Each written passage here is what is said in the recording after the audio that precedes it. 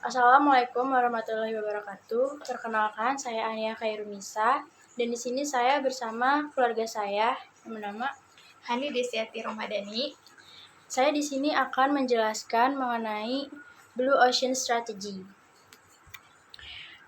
Blue Ocean Strategy adalah istilah dalam ilmu manajemen strategi yang merujuk pada siasat untuk menciptakan pasar baru yang belum dipenuhi persaingan yang ketat. Hal ini dilakukan dan menciptakan dan menjangkau demand baru yang belum dipikirkan oleh para pesaing. Seperti pada contohnya, Apple dengan produk iPod-nya. Dulu sebelum produk ini muncul, hampir tidak ada pemain dalam industri musik digital. Semuanya bersaing dalam pasar tradisional, yaitu pasar musik melalui kaset atau CD. Kemudian, Apple menciptakan media iPod dan dengan itu mereka sukses menciptakan permintaan atau pasar baru, yakni pasar musik digital. Esensi dari strategi Blue Ocean adalah mengidentifikasi dan mencari potensi pasar baru yang masih belum disadari oleh pemain lain. Dengan demikian, suatu perusahaan bisa melenggang sendirian menguasai pasar itu sebelum para pemain lain menyadarinya. Alatnya, untuk bisa melakukan strategi Blue Ocean secara baik, maka kita bisa menggunakan apa yang disebut sebagai strategi kanvas. Alat ini pada dasarnya merupakan alat diagnostik untuk membangun strategi Blue Ocean. Alat ini membantu kita mengidentifikasi dan memungkinkan untuk memahami arah persaingan dalam industri, faktor-faktor yang sedang dipersaingkan dalam industri, baik mencakup aspek produksi dan pelayanan. Apa yang diterima konsumen dari penawaran kompetitif yang ada di pasaran. 4 Action Framework. Selain strategi kanvas, kita bisa melakukan Blue Ocean strategi dan menggunakan 4 Action Framework. Aksi 4 elemen ini merujuk pada hal berikut. Yang pertama, eliminasi, mengurangi, meningkatkan, dan menciptakan. Menurut kamu, faktor apa saja yang bisa diambil untuk diberikan namun sebenarnya bisa dieliminasi? Dalam industri, fitur apa yang sudah tidak begitu penting karena kebiasaan dan itu bisa dieliminasi karena sudah ditawarkan kepada pelanggan. Lalu, untuk yang kedua ini mengurangi faktor atau fitur apa yang sebaiknya dikurangi jauh di bawah standar tersebut? Dalam industri, yang sebaiknya dikurangi yaitu yang karena tidak memberikan value yang tinggi kepada pelanggan. Untuk bagian meningkatkan, faktor atau fitur yang sebaiknya ditingkatkan jauh di atas standar industri itu seperti apa? Fitur yang sebaiknya diberikan yaitu yang karena mampu memberikan value yang sangat tinggi kepada pelanggan. Meskipun mungkin fitur ini sudah ditawarkan oleh para pesaing lainnya.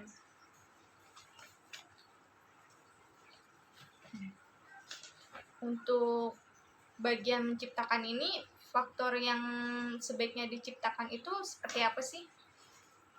Yaitu yang selama ini belum pernah ditawarkan oleh para pelanggan dan yang mampu memberikan value tinggi kepada para pelanggan juga. Lalu ada Blue Ocean Strategy Principles, di mana prinsip formulasi strategi yaitu merubah batas market, menciptakan market space baru, atau memudahkan pencarian.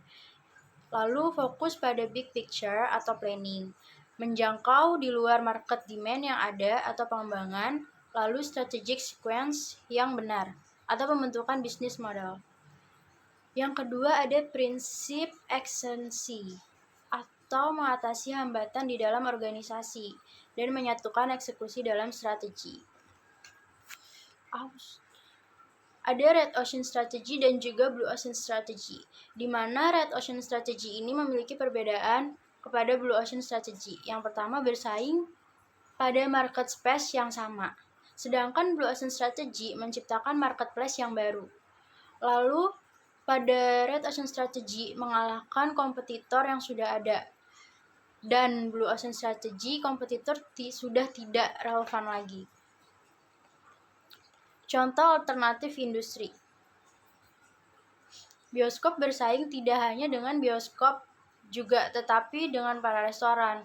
karena sama-sama mempunyai fungsi entertainment malam hari bersama keluarga.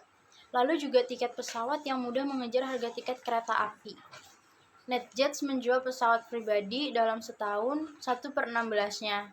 Private jet sharing menjadi alternatif membeli pesawat yang mahal. Contoh strategic group seperti Toyota menciptakan Lexus untuk luxury model mobilnya, melepaskan diri dari grup kelas tengah pembeli mobil membidik kelas atas.